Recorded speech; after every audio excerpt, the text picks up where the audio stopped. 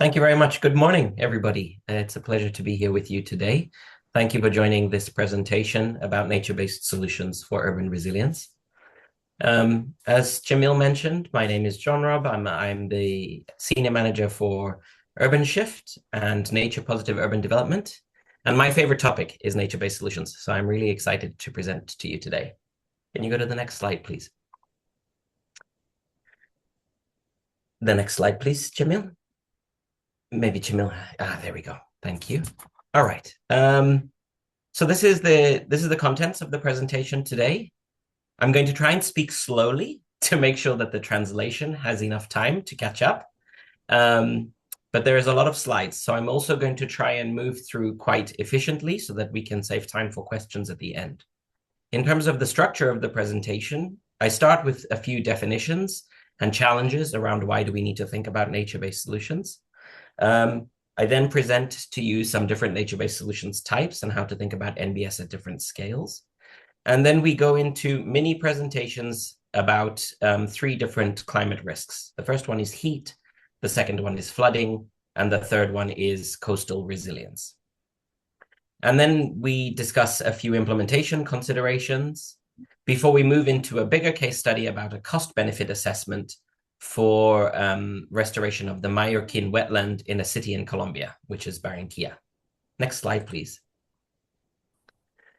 So to set some context for why we're talking about nature-based solutions and climate risks, the top line message here is that climate risks can be addressed through nature-based solutions. This science is emerging, it's growing. And in some places around the world, nature-based solutions are being deployed more than in others. For me, as a practitioner working in lots of different countries on nature-based solutions, what I see is that we need to do more to raise awareness about nature-based solutions, to build them into policy, and to figure out ways to finance them so that we can reach nature-based solutions at the scale that we need. When I talk about climate risks that can be addressed through nature-based solutions, in this presentation, I'm going to focus on three, but there are more than three. So the ones I'm focusing on today are urban heat, urban stormwater flooding, and also coastal flooding and erosions from storms, cyclones, tsunamis. But there are others that are also relevant. These include river flooding, landslides, droughts. I won't go into details in those ones today, but just so that you know. Next slide, please.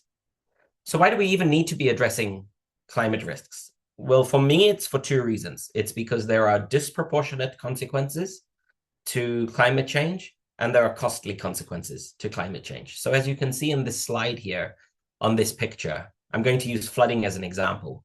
When floods affect communities like the one that you see on the slide here, in countries like Ecuador, Vietnam, Cote d'Ivoire, Bangladesh, Indonesia, developing countries, these types of communities really struggle to bounce back from the impact of climate change events such as flooding. And then again, next slide, please. Again, using flooding as an example, we know that the financial implications of these kinds of climate risks and climate events are only increasing as time goes on. So with flooding, we can see that the number of flood events and the severity of those events is increasing around the world, especially in cities. And we know that the financial implications of those costs from flooding is also increasing, as you can see in the two slides here. Next slide, please. And so this is not new to cities, right? They have been dealing with these kinds of impacts for numbers of years. What is new is the severity and the frequency of these kinds of effects. And I have this slide here to kind of tell us what is business as usual. So the way that cities have been dealing with these types of impacts is by building infrastructure. This is what we call conventional or traditional or gray or built infrastructure. So I use those terms interchangeably. What it means is infrastructure that we build to control ecosystems and to control environmental processes so that we don't have negative consequences from them. So in the picture here, what you can see is a pipe, probably a drainage pipe. designed to absorb, to get stormwater into it and then channel it out of the area so that you avoid the impacts of flooding, for example.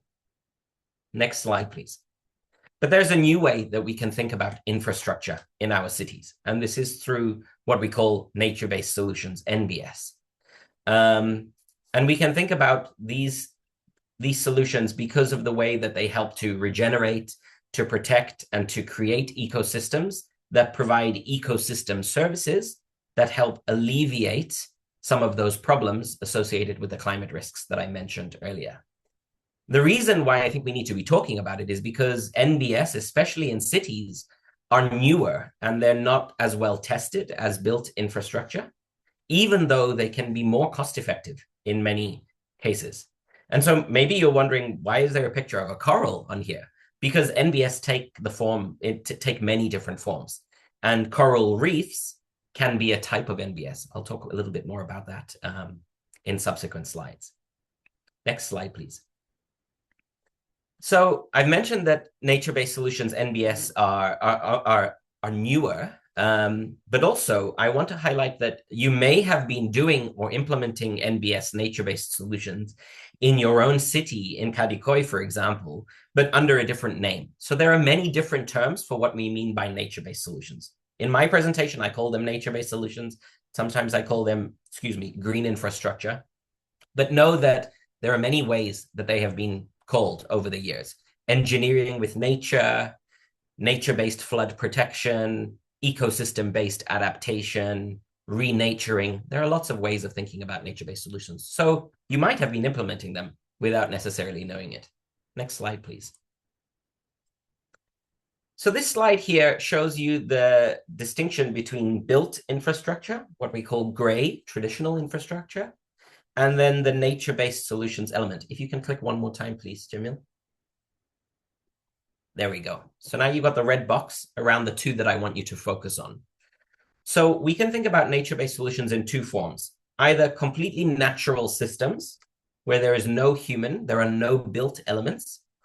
But I think it's really important to also think about them in what we call a hybrid infrastructure scenario, where there is a combination of natural ecosystem elements and also hard built gray infrastructure that complement each other and that help address these development objectives and climate risks.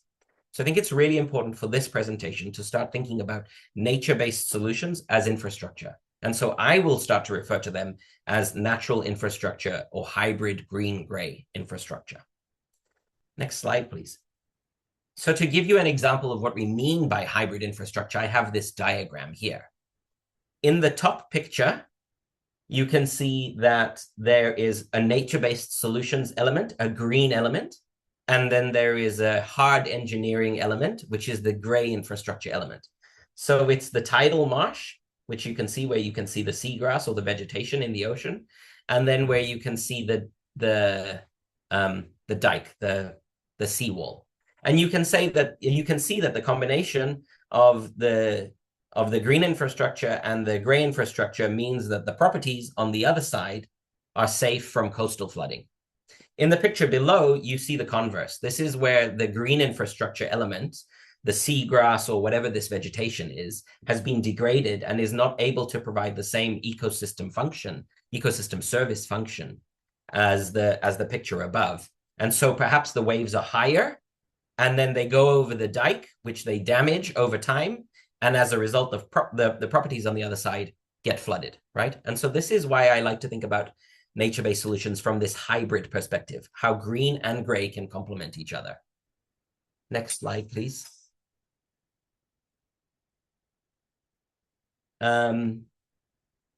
So it's also helpful when we think about hybrid infrastructure, it's also helpful for us to think about how nature-based solutions help to provide us with integrated solutions. Because in their own right, nature-based solutions should be integrated. When I say integrated, what I mean by is how we think about building and developing our cities to be more climate resilient in the future, to be more nature positive in the future, to have more equity for all elements of society living in them.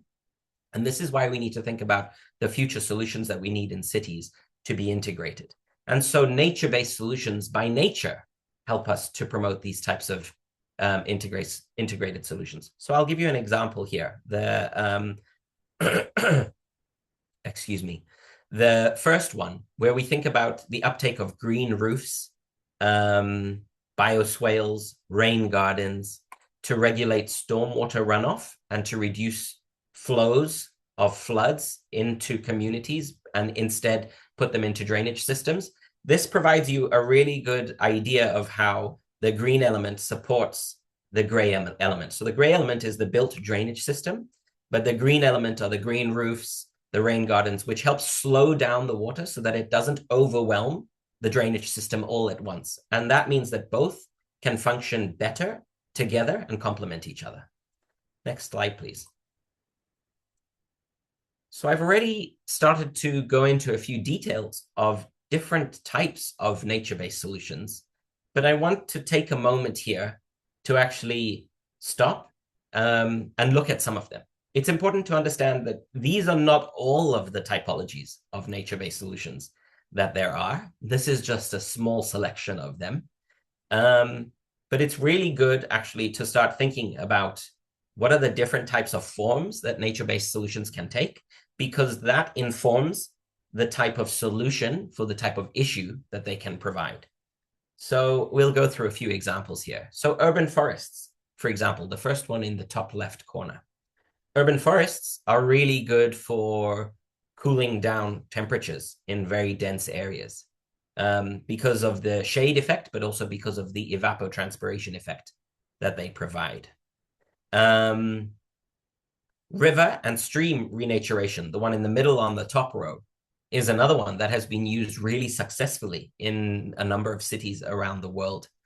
Again, to help reduce temperatures, because when you daylight, the technical term is daylight, when you daylight streams, when you bring them from being built over and you remove that and you renature them, the fact that the water is exposed to the air means that you get a cooling effect, kind of like an air conditioning effect, actually.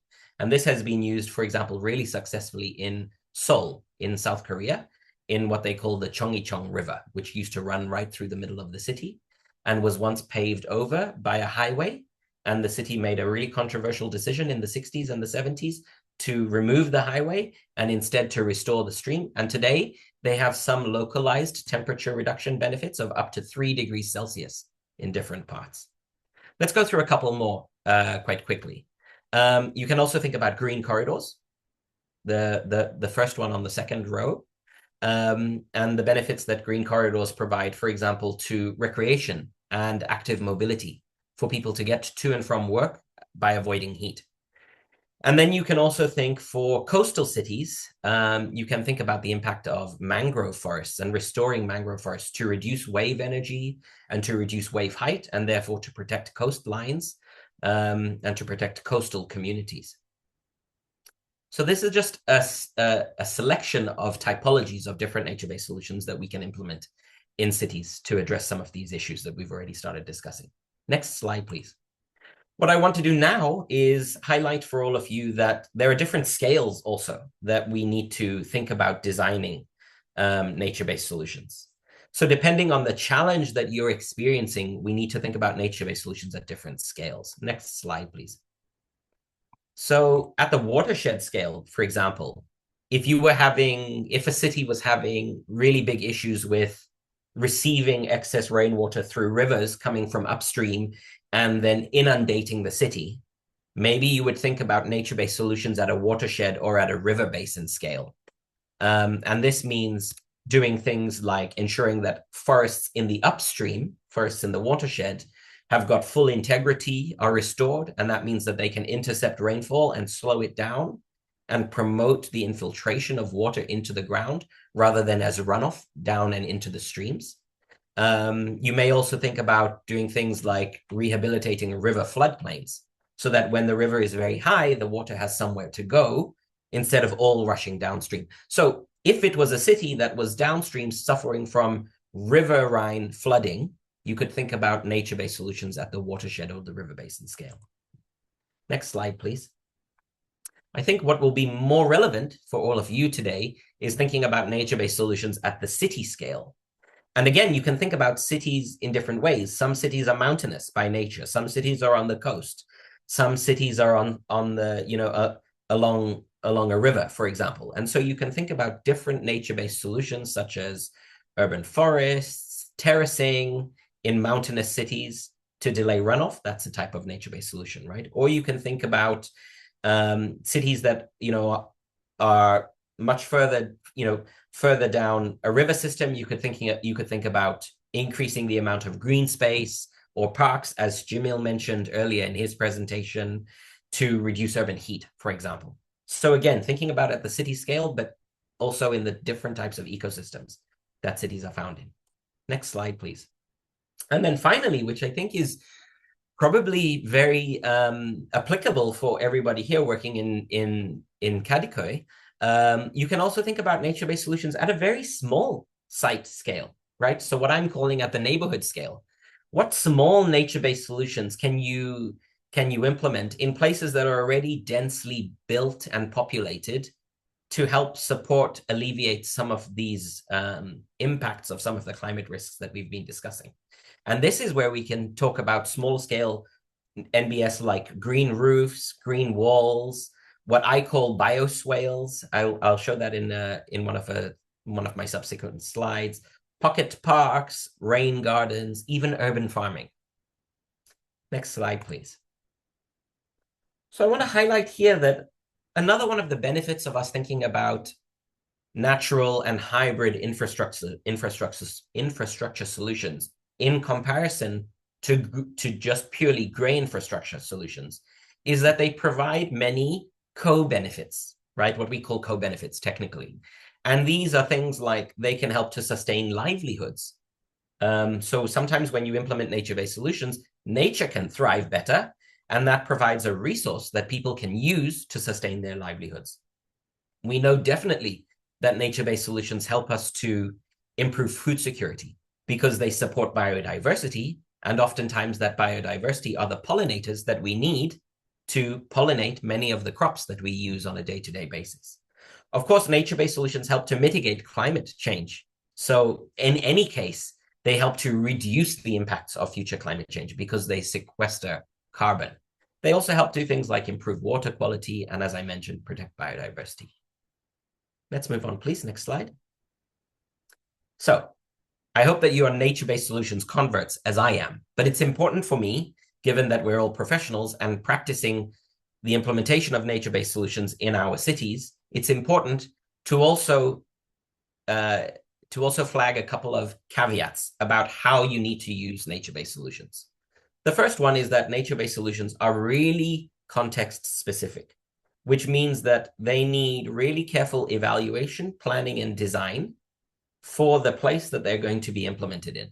That means you cannot just take one nature-based solution over here that's working well and implement it over here in a completely different setting and expect to have the same result. That is not how nature works, right? And that's why nature-based solutions are very context-specific. There's this natural variability and uncertainty that we need to account for. Next slide, please. All right, I'm going to go through the three subsections on urban heat, on stormwater flooding, and then on coastal erosion. So we know that urban heat is a really big challenge. We know this, especially in Turkish cities, for example. So there are something like 500,000 premature deaths a year from extreme heat around the world. We know that by 2050, 1.6 billion people, which is about a quarter of the current world population, in 1,000 different cities will be exposed to extreme heat. And we also know that extreme heat is having economic and financial implications on global economic productivity with 1.5 to 2% annual GDP losses per year. Next slide, please. And so I want to give you some of the solutions for nature-based solutions, some of the solutions for urban heat. They include green roofs and walls, increasing tree cover, putting gardens in, reducing impervious surfaces. These are surfaces like roads and concrete, adding green corridors, and restoring daylighting, as I mentioned earlier, water bodies that go through cities. So this is actually a picture of the Cheonggyecheon stream that was restored in Seoul that I mentioned earlier in South Korea. This, if you can believe it, 25 years ago used to be a highway right through the middle of the city. And they removed it and they renatured this stream. And today you can see the benefits that it provides to people for recreation, but also, as I mentioned, significant cooling benefits in localized areas through the city. If you can click one more time, please, Jamil. So I wanted to show this this slide because for urban heat in particular, I want to stress that the benefit doesn't only come from shade, right, of trees, for example. So to address urban heat, you don't have to put trees in exclusively. Yes, trees provide shading benefits, but what's really important from nature-based solutions with urban heat in cities is this air conditioning effect through the biological process that we call evapotranspiration. That's as plants and vegetation take water up through their stem and then they put it out through their leaves. That's the evapotranspiration process, and it works just like an air conditioner. So this is why in a place where there's a lot of vegetation, you feel relief from heat. Next slide, please. These are different types of ways, a framework for how you can think about nature-based solutions for heat. You can think about lightening the surface so that you increase the albedo effect. So there's more sunlight reflected away. You can think about covering the surface to make it more shady. You can think about accessing different areas so that people can move between areas in a hot city. And like I said about the water, you can also think about cooling it by renaturing water bodies. And these are just a few examples from different cities around the world. Next slide, please. I'll quickly give you an example from the city of Medellin in Colombia, which started a program called Green Corridors in 2016. They did this specifically to tackle urban heat islands, to also improve air quality and to restore biodiversity. And what they did at the beginning is they planted 120,000 plants and 12,000 trees in priority areas and transport corridors through the city. By 2021, the program expanded, and they put in an additional 2.5 million plants and another nearly 900,000 trees. And they became much more strategic about connecting the spaces with each other. So this is where the corridors element came in. If you can click onto the next slide, please. Here you see the corridors running throughout the city. So these are the areas that they prioritized. So in connecting these green spaces, these connect roads, they connect parks, they connect streams, they connect vertical gardens, as you saw in the previous slide. And therefore, they have an enhanced opportunity to promote biodiversity and to also overall create a more sustainable environment. And now for the results. So the project has reduced average temperatures by 2 degrees Celsius in the city. And this cooling effect was achieved by planting the trees and the plants, introducing the greenery, like I said, through both the shading and the evapotranspiration effect. So this is a really incredible, inspiring example of a city that has tackled urban heat by being strategic through NBS. Next slide, please. I'm going to move on to urban stormwater flooding, the second of the 3 climate risks that I'm going to discuss. We know that urban flooding is a real challenge in cities, especially as we get more frequent and unpredictable rainstorm events. And of course, we know that the phenomenon is because we get too much water at a rate that is faster than can be absorbed or transported away by the city or by its infrastructure. And so we know that by 2030, in just 4 years' time, the global population will add another 1 billion people, and more than half of these people will be living in urban centers and in many places where urban flooding is a threat to economic development, public health, and livelihoods. Next slide, please. And so I'll give you again a few different types of NBS for urban flooding and stormwater that cities can implement. The first one is open space, literally having open, pervious surfaces that can capture rainfall and allow it to infiltrate into the ground. The second one is constructed wetlands, maybe in areas that are particularly low-lying or particularly vulnerable to flooding for whatever reason. Constructed wetlands help because they can slow down and they can hold stormwater slowly releasing it into the ground, or slowly filtering it off to other places. This is similar to what we call bioretention areas. This is often at a smaller scale. And this is what you can see in the picture. This is a little bioretention area, just a really small neighborhood scale, site scale one on a pavement in between some shops and a road. This is in Washington, D.C., actually. And then we can also think about some new technologies, such as permeable pavements, pavements that allow water to go through them. Next slide, please. So actually, can we move to the next slide, please? I think I've discussed this already a little bit. So thank you. I'll give you an example here. So from the Kathmandu Valley in Nepal, the phenomenon was rapid and haphazard urbanization, which has led to severe wastewater management problems in this area. And wastewater treatment is virtually non-existent. There are not any built infrastructure wastewater systems here.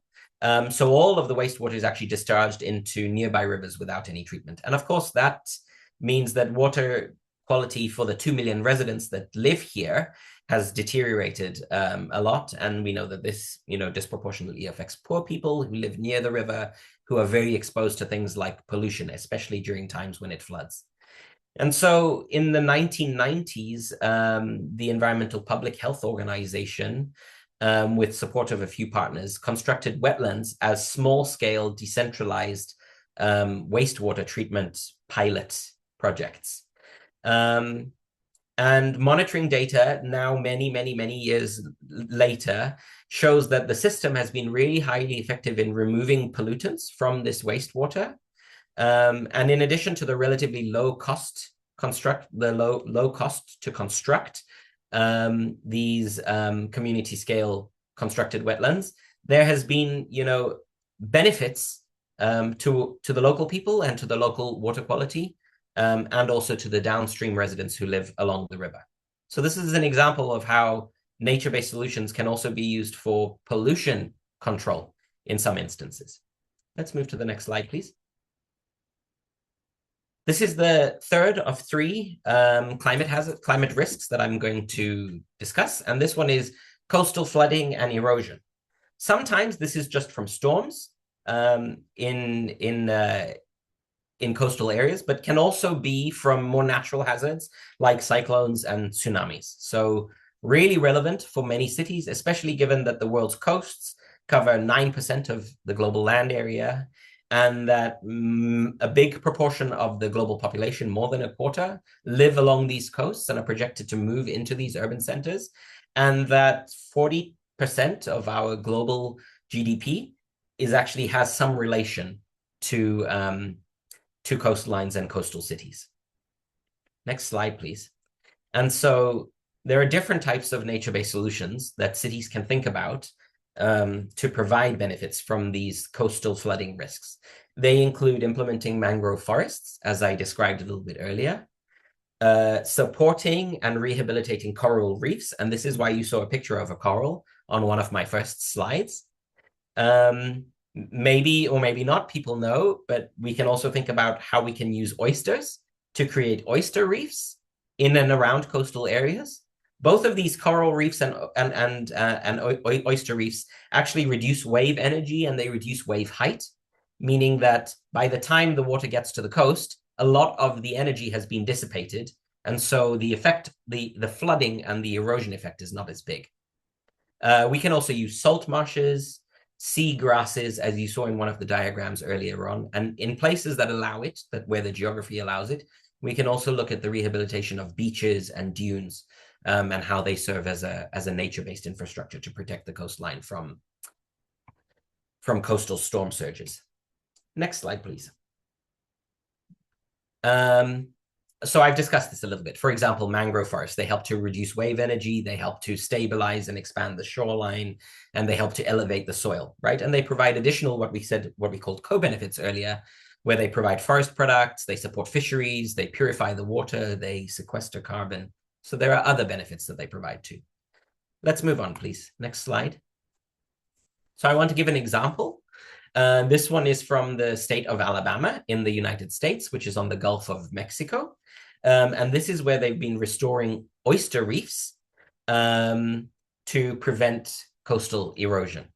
So 5.9, nearly 6 kilometers of the coastline near Mobile Bay in Alabama has been restored through implementing these oyster reefs, which look like the picture that you can see here. This was done in collaboration with a big environmental NGO called the Nature Conservancy. What they have found is that there has been an increase in crab and oyster meat harvests per year of more than 3 tons. They also found that there has been reduced wave height and energy at the shoreline of the average of 10% of the waves, of the 10% of the biggest waves by 50 to 90%. And they also found that the oysters have helped to remove nearly 2,000 kilograms of nitrogen per year from the surrounding nearshore waters. And so the impacts of this, the positive impacts of this, are not only the stormwater and the coastal erosion reduction, but also the benefits that they provide in terms of pollution control and in terms of food security. Next slide, please. So I'm moving into the fourth of the 5 parts of my presentation here. I just want to give a few considerations for policy around nature-based solutions. So the first one is that you remember that I said that nature-based solutions are very, very context-specific. And this means that when we implement nature-based solutions, we really have to pay a lot of attention to monitoring so that we can monitor their performance and we can adjust as needed to improve the performance of nature-based solutions. It's also important for nature-based solutions because oftentimes they require a community engagement element to be successful. It's really important to engage all stakeholders right at the beginning of the design process. Nature-based solutions also, by nature, require a cross-sector collaboration between cities. If you're thinking about how can nature-based solutions, for example, reduce the impacts of flooding on roads in cities, you need to involve the roads department, the transport department, but you probably also need to involve the parks department or the wastewater treatment department. So they require a cross-sector coordination element to them. There's also a lot of opportunity to continue raising awareness and building the evidence case for nature-based solutions through knowledge sharing. And of course, we have to integrate NBS into policy design in our cities that incentivizes and makes easier their implementation. Next slide, please. So here are a few steps for nature-based solutions if you were thinking about them from a project cycle, starting right at the beginning through to the end. You'll have these slides, so in the interest of time, I'm not going to go through them, but you can have a look at each of these steps that can kind of guide your own thinking. Next slide, please. I want to cover a few challenges, right? And this is why we have to think about the design of nature-based solutions really carefully.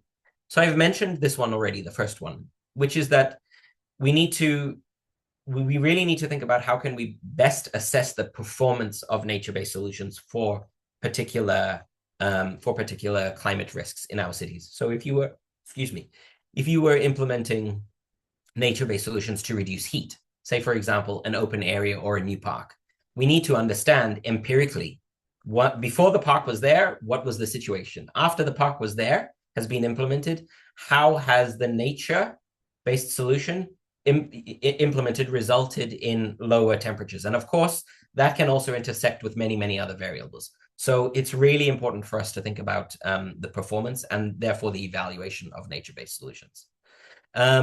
We also need to think about how these benefits translate from local community levels to sub-city levels to city levels to national levels. And this is because we need to start being able to, as city representatives, people who work in cities, making a case at the national level in our countries for why nature-based solutions really need to be integrated into city policy development. There are many technical guidelines for NBS implementation and evaluation. And so I'm just putting this here so that you know that this information, this support exists, and it's really good to consult this before implementing nature-based solutions in your own context. And then the last one is to think about how you implement nature-based solutions with gray infrastructure that already exists in mind, or additional gray infrastructure that will be built. Next slide, please. So this is the final slide of the 4-part of my presentation, and then I go into the one case example. So if you wanted to get started with nature-based solutions in your own context, this is a kind of like a how-to guide. So the first thing that I would do is try to understand the local site context. What are the biophysical traits? What are some of the complexities? And what are the climate risks that you want to address? And by how much? What is your target, right? How much do you want to reduce temperature by? Or how much stormwater do you want to avoid going into a particular area? Then you need to look around at the whole context, the social, the political, the financial context, so that you can understand where are there challenges that you need to address and where are there enabling conditions. You could also think about the co-benefits that nature-based solutions would provide in this particular project. And then also, as I've mentioned, think about the variability of their performance. So in some instances, they may not perform the way that you really want them to. And so what are you going to do to ensure some adaptive management if that happens? But once you've been able to do that, what we can do is we can really leverage the regenerative and the adaptive natural traits of nature for resilience, right? And this is the biggest selling point. What we also can do is understand the spatial and the temporal scales to maximize the benefits. We know, for example, that if you plant a tree today, you don't have shade tomorrow. But you have to plant a tree today knowing that you need to have shade in 10 years' time, right? And so understanding the spatial and the temporal scales for your nature-based solutions is really important. We can also then think about how do we integrate nature-based solutions into current and future gray and built infrastructure, as I mentioned, and also how they can inform how we need to inform implementation, management, and evaluation, as I've discussed. So next slide, please. This was the first part of my presentation. Now I have a second part, which is much shorter, so bear with me, but it's going to be, I think, a little bit more interesting because this is a case study presentation about what we call a cost-benefit assessment to restore the Mallorquin wetland in a city in Colombia, which is called Barranquilla. So I'll start by saying that a cost-benefit assessment is a decision-making tool that we can use as people who work in cities to make the case for why nature-based solutions should be invested in, either as a complement to gray traditional built infrastructure or as a standalone. Because in many cases, cities are not yet thinking about nature-based solutions. They're thinking about the traditional approach. So a cost-benefit assessment is this decision-making tool that can help us to make that case. Next slide, please, Jamil. So let me give you the context for this wetland in Barranquilla in Colombia. You can see it here in the circle.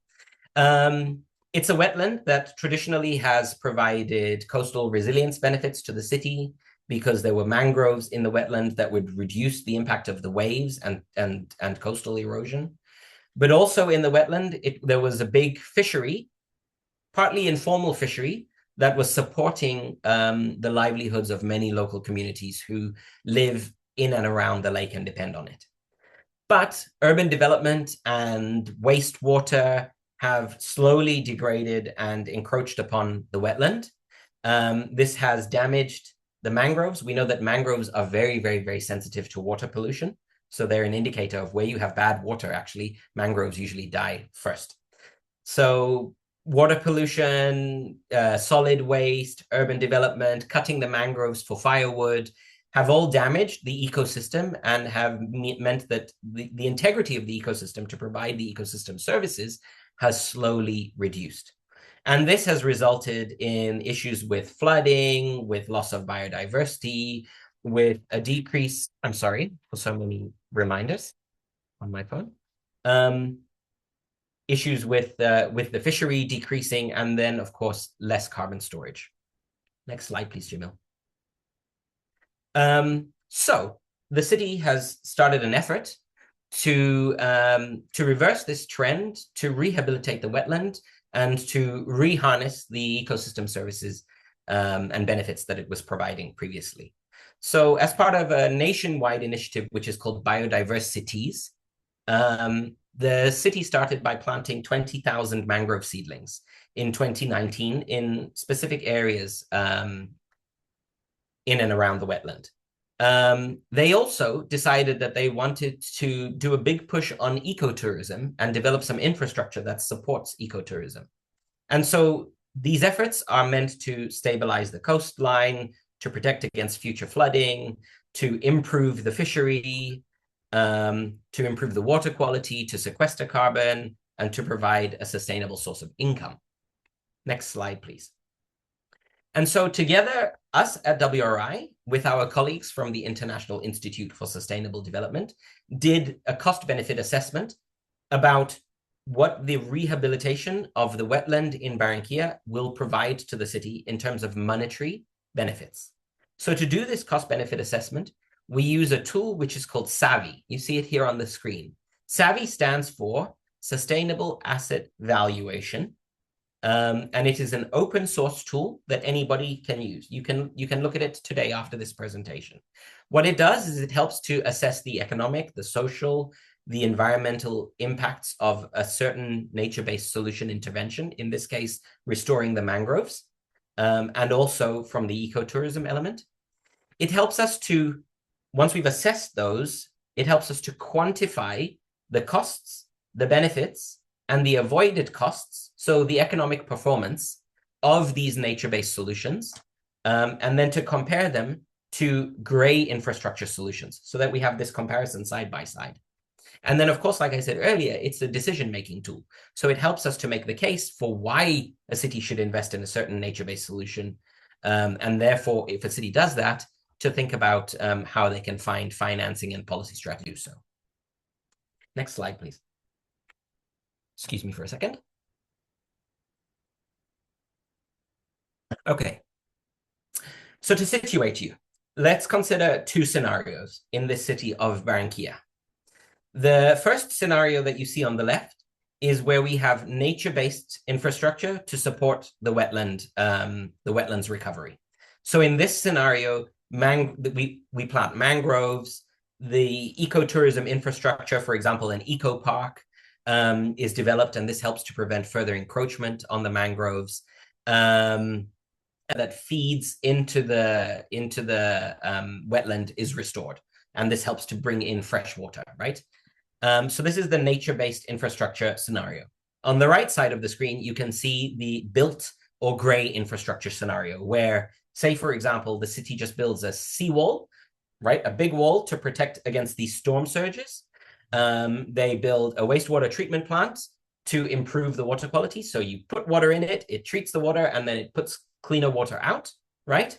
And then they also, implement, for example, renewable power generation to avoid carbon emissions. This is the equivalent of the mangroves growing and sequestering carbon, right? So there's a comparable nature-based infrastructure approach and a gray infrastructure approach.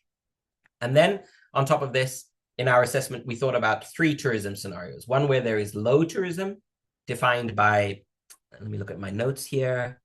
No tourism. So there was no change in the number of visitors. A low tourism scenario where there are 900,000 new visitors per year, and a high tourism scenario where there are 2.5 million visitors per year. Next slide, please. So to do this assessment, we first started off with what we call a causal loop diagram. And what this is a systems map that visually represents the important parts of the system and how they interact with each other. So you can see all of the relations and all of the linkages here with all of the arrows. So what the diagram does for us is it reveals feedbacks within the system that either amplify change, which means that we reinforce the feedback loops, or they dampen change, so we balance the feedback loops. And the diagram helps us to understand the possible social and environmental impacts of various interventions in the system. And so we use this right at the beginning of this process as a starting point for the SAVI assessment to ensure that we include relevant indicators in our analysis. I'm not going to go into further details, but you can ask me about this later. Next slide, please.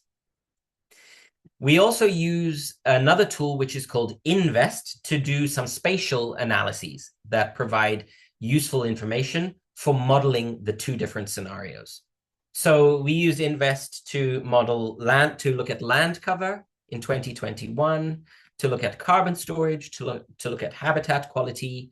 And these provide useful inputs, I'm sorry, for our assessment. Next slide, please. Then to create the integrated cost benefit assessment or analysis, we need to think about costs in three different ways. We need to think about direct costs at the beginning.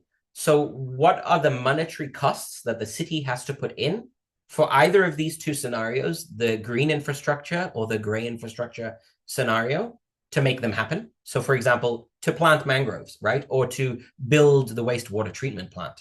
So these are the direct costs. Then we can look at the avoided costs.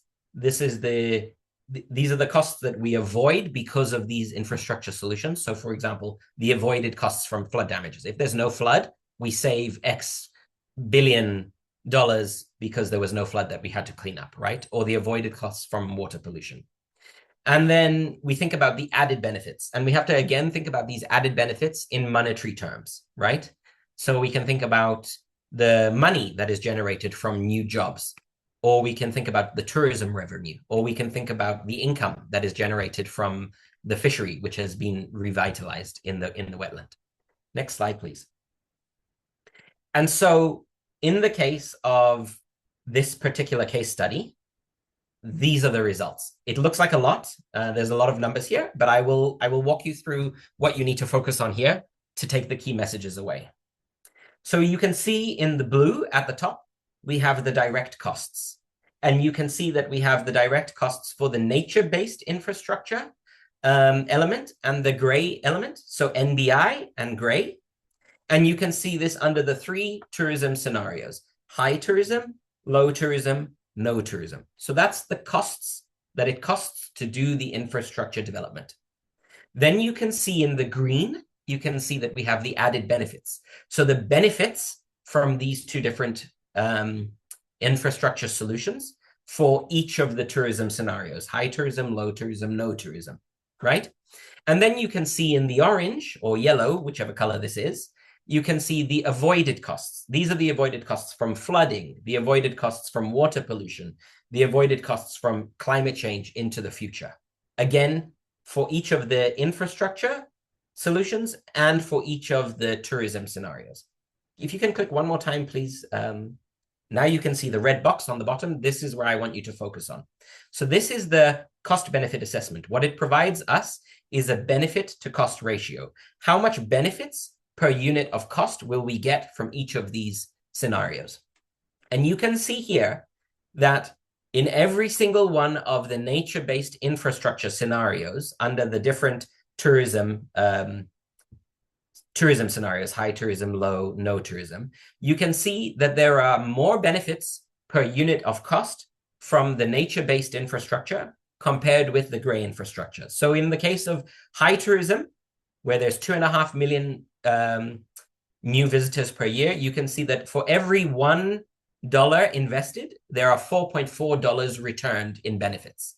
But if you just did the gray infrastructure approach, remember that's the one where they build a big seawall and they create a wastewater treatment plant to clean the water and address the pollution, you can see that for every $1 invested, you only recoup $2.8 of benefits. And then you can see that this trend perpetuates. So in the low tourism scenario, again, the nature-based infrastructure outperforms the gray infrastructure. And again, in the no tourism scenario, the nature-based infrastructure outperforms the gray infrastructure.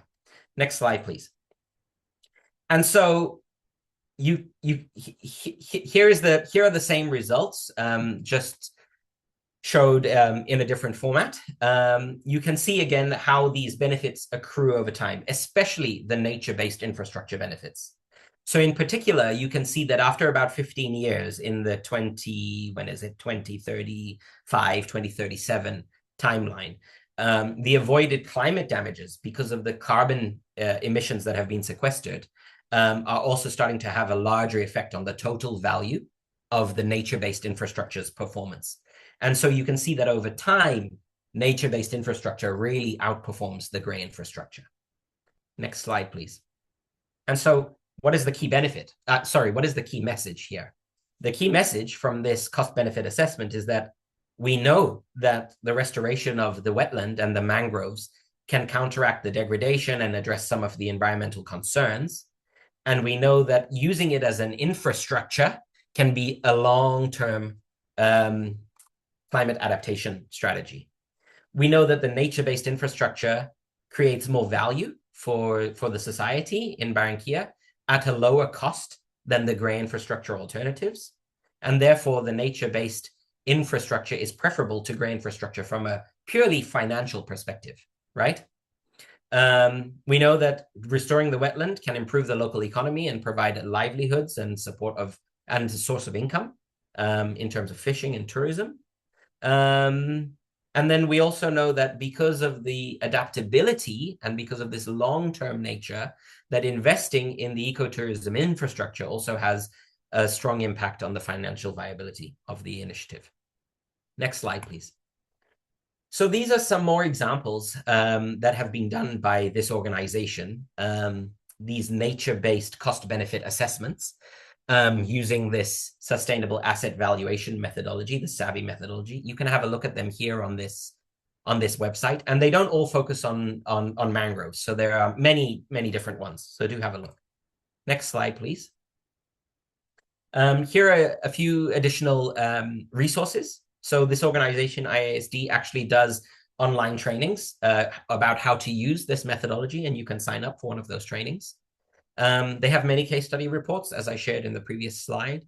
You can have a look at the tool itself here. You can have a look also at the Invest tool, and all of these are open source, so you're able to use them without cost. Next slide, please. These are my last two slides. So I just want to end by saying, if we really start investing in nature-based solutions as infrastructure, there are a lot of benefits that we can harness as a global society, cost savings being the first one. So if we think purely from a financial perspective, which is often the starting point in cities, how much is it going to cost and what is it going to give, right? So if we think about from a financial perspective, we know that nature-based solutions can provide huge cost savings, both now and into the future, right? We also know that nature-based solutions and infrastructure provide us these co-benefits, health benefits, avoided pollution, avoided damages to infrastructure, right? And then we also know, because of the nature of doing nature-based solutions and the maintenance required, that they can also provide increased revenues for local people in cities. Next slide, please. I want to end with sharing another resource. This is from the program that I work on, which is called UrbanShift. We have produced an online course on urban nature-based solutions. It is a 5-part course where we look at an introduction to nature-based solutions, policy implications for nature-based solutions, community engagement, monitoring and evaluation for nature-based solutions, and financing for nature-based solutions. And this course is available at this QR code. It's free, and so it's open to everybody. You can take this in your own time. It's a self-paced course. So please have a look at that if you'd like to. And then my final slide, I just want to say thank you for your attention. And I'm happy to answer any questions that you might have. Thanks very much.